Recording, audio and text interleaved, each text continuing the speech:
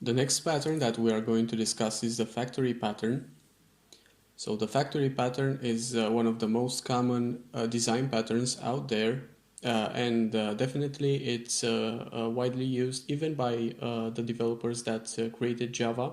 One of the libraries that are sit inside the core Java distribution, the calendar framework is created using the factory pattern. Basically, according to this pattern, you create an object factory that will create whatever object you may need.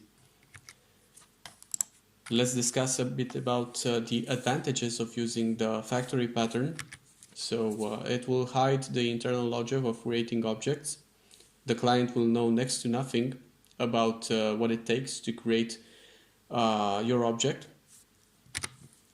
It will enable the programmer to add different objects of the same type. So basically, you won't need to modify anything in order to add a new object. You will just make use of the factory, and you will extend its capabilities to create other objects as well. Some of the disadvantages are the complexity of this pattern. So it's quite complex, and you will see from the diagram that it's actually a bit difficult to implement it. And also you cannot refactor your current code into factory pattern.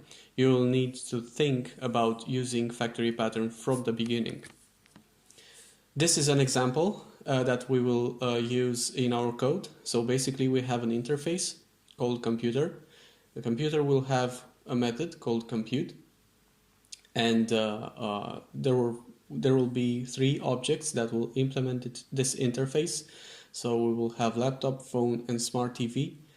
All three of them will have different compute implementations, and alongside them you will have a computer pattern. You have a computer factory actually that will have a method getComputer that will return a type of computer, one of the three objects that implement this interface.